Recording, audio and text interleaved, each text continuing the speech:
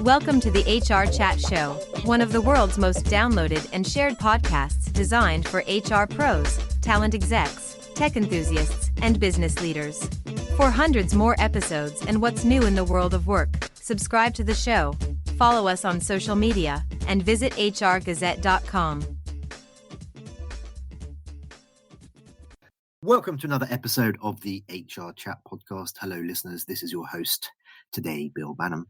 And in this episode, I'm delighted to welcome back to the show after far too long, Rupert Morrison, economist, former management consultant, serial entrepreneur, and founder of OrgView and Ahari. Rupert has spent his career helping organizations see themselves more clearly, from org design and workforce planning to sharper board reporting and value creation. We talk about the idea behind his new venture, the thinking that shaped his latest book, Strategic Value Creation, and why so many organizations still confuse plans with strategy.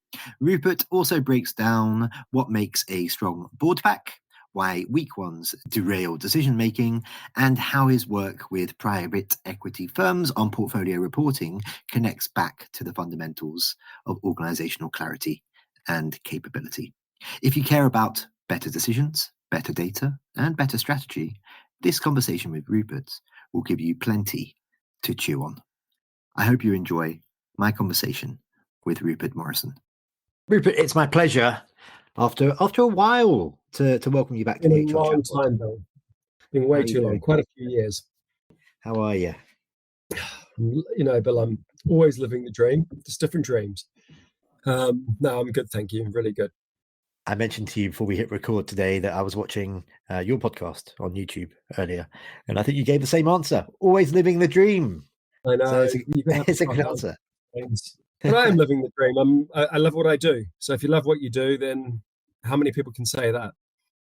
All right. Well, without giving the game away, because we're going to get into what you're up to these days in just a minute. Let's just pose that question. Why do you love doing what you do? What problems is it solving? Why does it motivate you to get out of bed in the morning? I'll be honest, I like working. So like when I was a child and I had to go and work in the wool shed or something, I was happy. If I had to go and do, work with the sheep and do docking, I loved it. So I just love working. So maybe I'd be happy doing anything. And then I've somehow managed to manufacture a scenario where I can work on solving problems that I think are really interesting to solve. So that started with org design and workforce planning in my first business that I started. Analytics. I love data. I'm an economist by education. So I've kind of geared my career around things that I'm interested in and problems that I like to solve. And that's true with my new venture, Rahi, as well. I'm solving a meaty problem that I'm really interested in doing. And I think the other thing that makes work interesting is variation. So it's, my clients are varied, which is fascinating. But also I spend a lot of time working with my developers, which is, I love developing software. But I'm still doing some consulting work with clients, and I love being out there with clients and helping them. So it's that variation and mixture. I'm not very good at following process, so if I have to do the same thing every day, that would be torturous. Don't idle well. So if you'd say to me, right, here you go, you can have all the money in the world, but you can't work again, I would turn that away. I would not take that offer. So today we're talking about strategy and board reporting.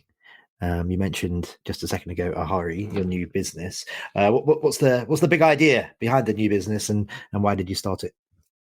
A couple of things.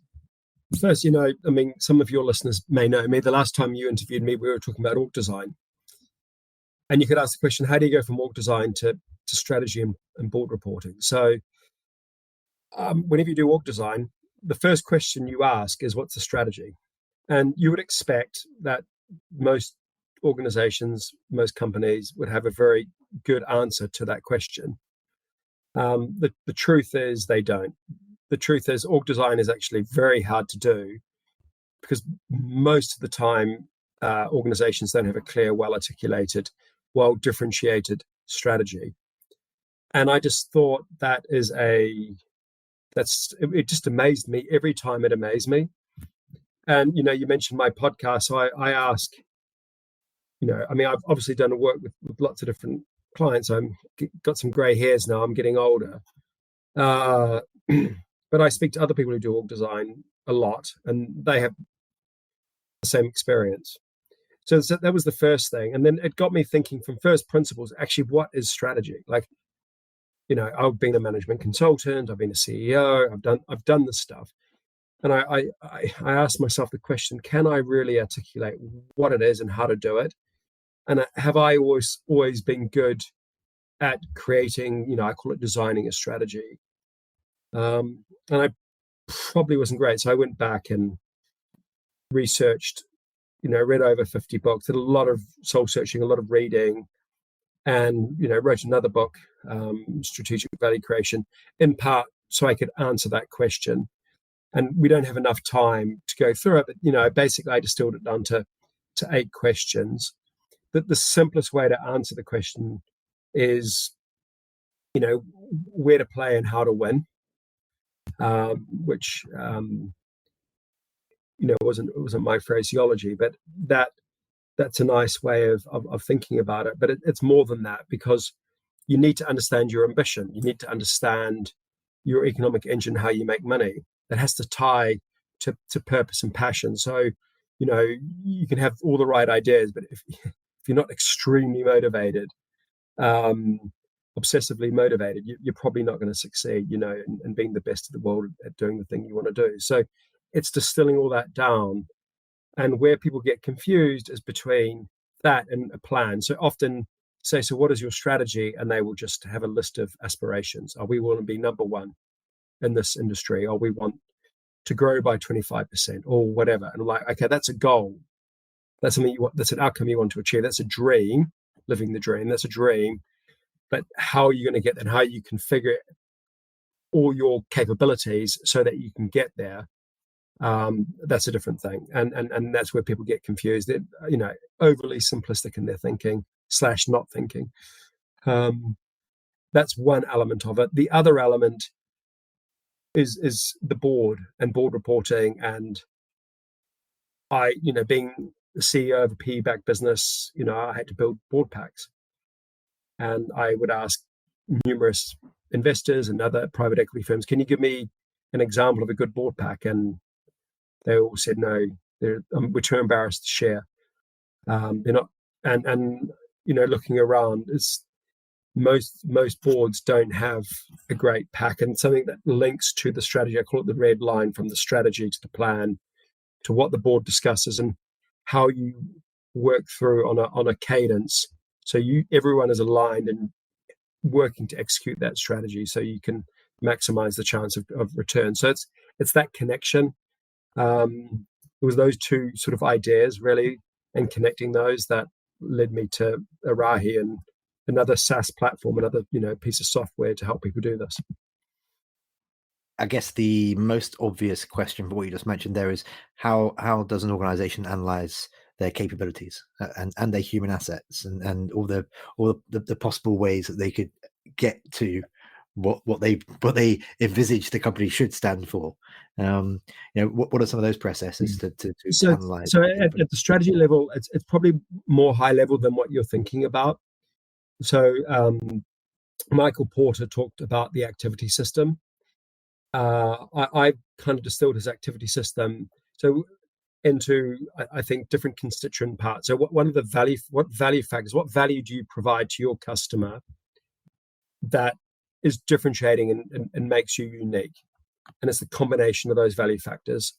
And then what core capabilities do you need so you can execute those? And this all fits on one page, Bill. So these are, in terms of number of value factors, it might be 3 or 4 things that make you unique. It's not a long laundry list.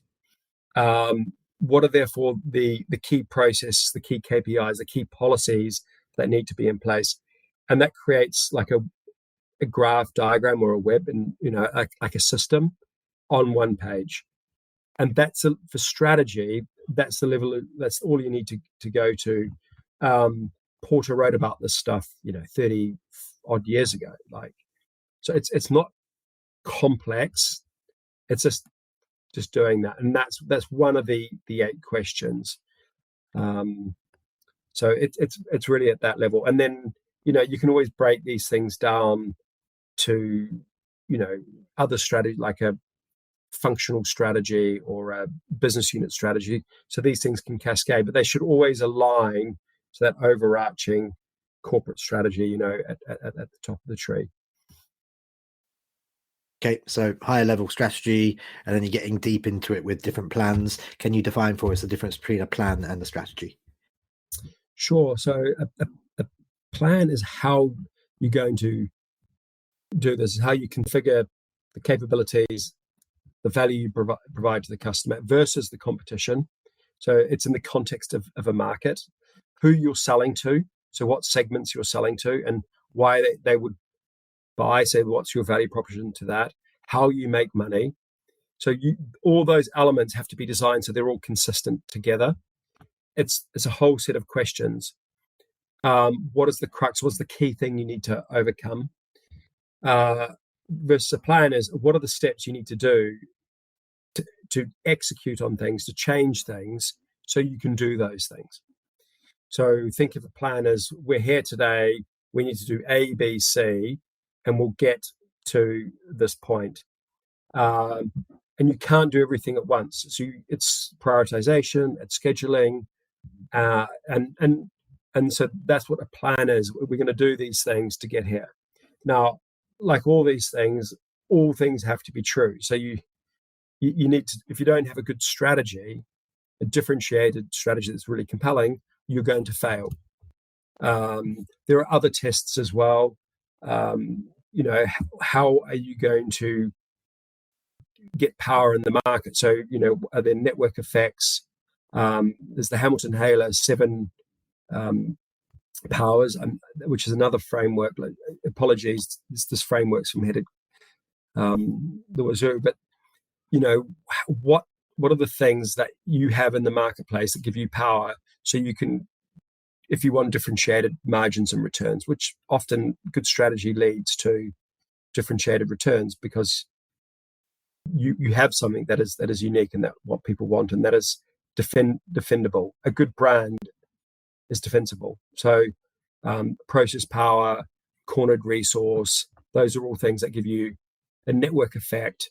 These are all powers that you have that mean you can charge more money relative to what the competition can do. So the competitive dynamics is really, really important. And then what we do is I call it a POPE, plan on a page. I'm a big believer, Bill, on getting stuff onto one page so you can have a proper conversation. And with the POPE, you say, well, where are we today? So what are the KPIs today that matter the most? And on one page, one column, by the key swim lanes in the organization. So normally custom would be at the top, finance and operations at the bottom. People will always be one swim lane typically. Where are we today? Where do we want to get to, say, in 5 years' time? And how do those metrics evolve over 5 years according to just a couple of stepping stones? And then what are the key initiatives? So what are the things we need to do that are going to make a dramatic change so we can actually get there in time? And so getting that on one plan, so a plan on a page, we're finding is working extremely well with management teams. And a lot of this is around driving alignment and choice.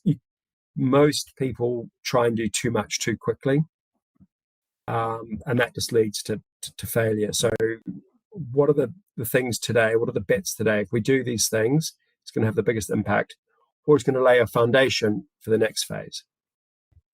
So that's a big part of the planning process, as well as most organizations have, limited resources. So how you optimize the use of that is really important. Okay, and you obviously have been involved with fast scale companies as well. I wonder what the difference between a board pack for a a smaller, more agile, fast growing company that maybe wants to have an exit strategy and use 5 years earlier on as part of your answer, in 5 years, compared to what that would look like compared to an established, perhaps larger company, been around for a while, with plans to grow and build on their existing achievements. What would be the key differences between those business backgrounds? The dimensions of analysis is really the difference. So I call them KODs, key organizational dimensions. So as an organization grows, you add geographies, you add business units, you add channels. So and as you grow, you have levels of accountability for those different things. You have more functions and more functions at scale. So in a way, if you think of it, each unit is not too dissimilar. You have a leader of that unit, that smallest thing with the CEO at the top, and the key to a good board pack is I call it the view from the bridge. So a one-page summary of everything that's going to follow, the key things that are going to follow, and I like to have what are the highlights, because people are very bad at celebrating success. So what are the highlights? What are the lowlights? Given that, and given what are the key issues we need to discuss? What are the key recommendations and why? And getting that on one page. And so that means, what are the 3 key highlights and the 3 key lowlights? So again, this is communication theory. You can have reams of lowlights and highlights, but it's helping the reader and in the meeting for people to focus their time. And in a way, Bill, if you're a small organization with 20 employees, or you're a massive organization with 200,000 employees, it's human beings that are digesting information, trying to make a decision to push something forward. It's prioritization. It's prioritizing what are the issues we need to discuss, what decisions do we need to make, and with that, what recommendations, if I'm attending a board meeting, what recommendations are you making, management team, and why? So and then having that clearly laid out and summarized at the beginning. So you'll see a theme here, which is the power of one page. Because when you're in a meeting, you want that's the conversation, and it's getting to action. What are we going to do? If the meeting is structured as people stepping through reams and reams and reams of pages being presented to, it's cognitively just going to tire. But Barbara Minto, who's one of the leaders of communication in the management consulting world, had the pyramid principle, which is have the biggest things at the top, and it cascades from there. What is the big issue that we have to discuss? Cascade from there.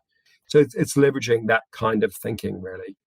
And I don't care what scale you are, what industry you are, that is just good practice. And everyone's trying to get better. Everyone's trying to grow. So if you're a startup, which I've been, or you're a scale up, which I've also, complexity might grow, but in that meeting, actually, it's distilling down to those things, and that just takes thought up front. Okay, as part of your answer just a moment ago, you were talking about, kind of sounded like you are pro a top-down approach in terms of steering the ship, leading the company.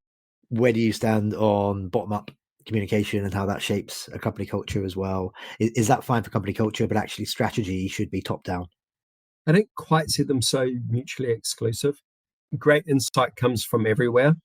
It's not, and strategy is not just a one and done, one-off thing either.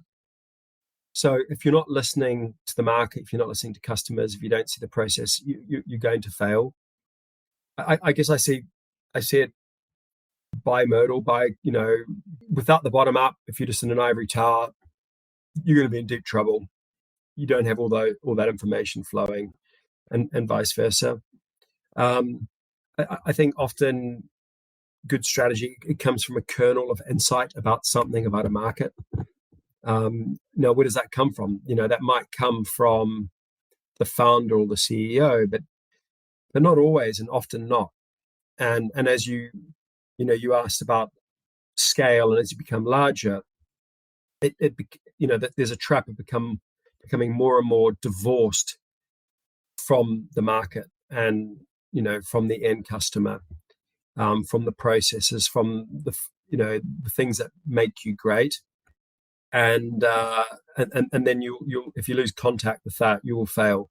I think this is another one of the dilemmas, Bill, is that there's a whole set of paradoxes in good strategy, which I won't bore you with, but there's a whole bunch of things that have to be simultaneously true that seem like they're contradictions. So you have to have your head in the cloud and your feet on the ground. Both things have to be true. And I think it's true. You need a top-down, vision for the market and a thesis about how you're going to win and why and where and all these sorts of things. But simultaneously, you need to be constantly learning and iterating. So the world is dynamic. I don't care how large or small your organization is. You live in a dynamic world.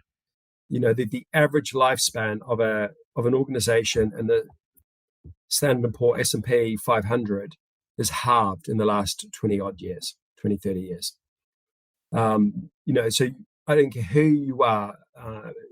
Jeff Bezos was famously said, I know Amazon will cease to exist at some point. I just don't know when. I'm trying to push that date out. I don't care what organization you're in. The organization's probably going to fail at some point, and struggle. And so if you think that any of this is a one and done, and you can rest on your laurels and that's it, statistics will say that that's not going to happen. It's just very rare. So I think it's not a bottom up, top down. It's both. It has to be both. You have to have your head in the clouds. You have to be dreaming, and you've got to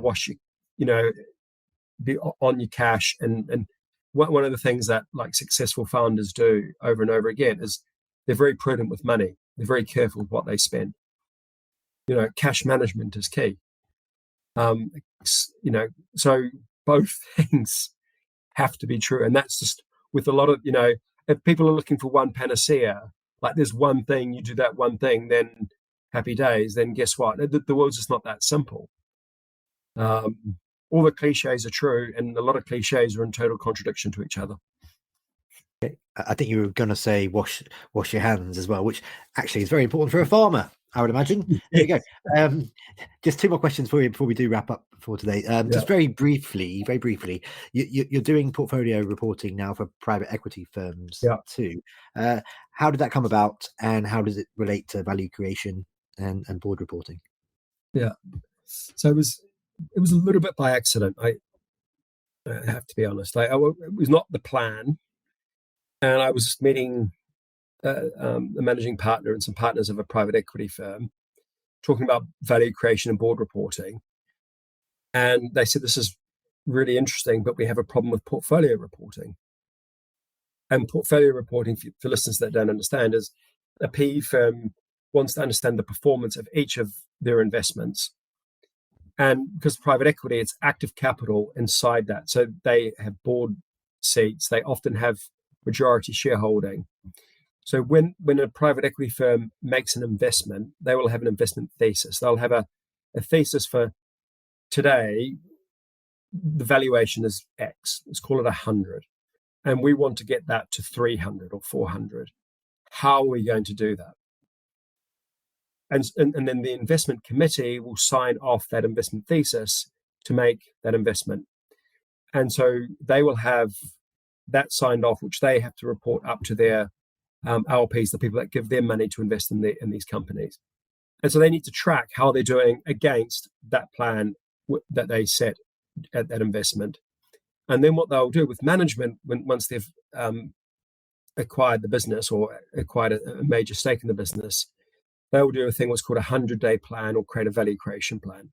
And a lot of that is going back to basics. So, what is the strategy? What's the plan? How are we going to, get a 4x return or a 25% IRR in this period? And portfolio reporting is tracking, all the management accounts, P&L, cash flow, balance sheet, all of those standard things, but also the KPIs. And then what will happen in a PE firm is they will review that and they say, where are their issues?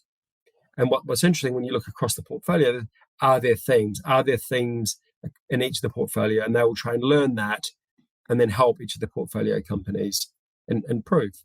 And that's part of the value add. It's why, the LPs, the people that invest in private equity, it's part of what they're paying for. And it's all about value creation. It's all about we're here and how do we create value with this? And different PE firms have different theses and they invest in different markets and different geographies at different stages. But that pattern is the same across. And the reporting and portfolio reporting is very similar to the board reporting. It just has less detail and it's slightly more financially oriented. So the board pack will have, let's say, more sales data and customer data and operational information. This has less of that, but then it's across all the portfolio. So it was a natural extension for the platform. We could do it, and it was interesting. So that's how we got involved. Okay, very, very good. And just finally for today, Rupert, how can our listeners connect with you? How can they learn more about Ahuri? And how can they get a copy of your latest book or any of your books, for that matter?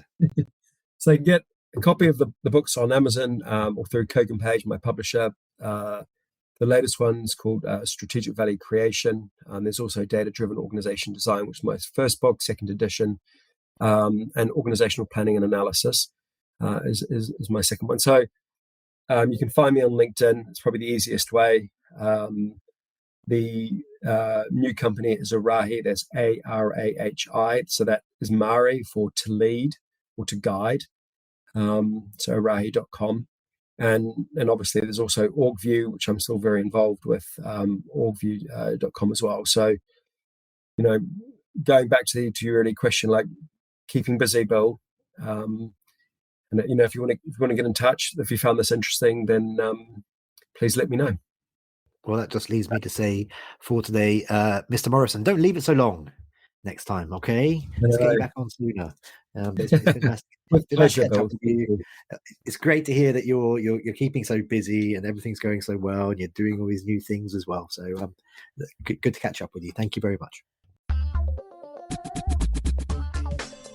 Thanks for listening to the HR Chat Show. If you enjoyed this episode, why not subscribe and listen to some of the hundreds of episodes published by HR Gazette? And remember, for what's new in the world of work, subscribe to the show, follow us on social media, and visit hrgazette.com.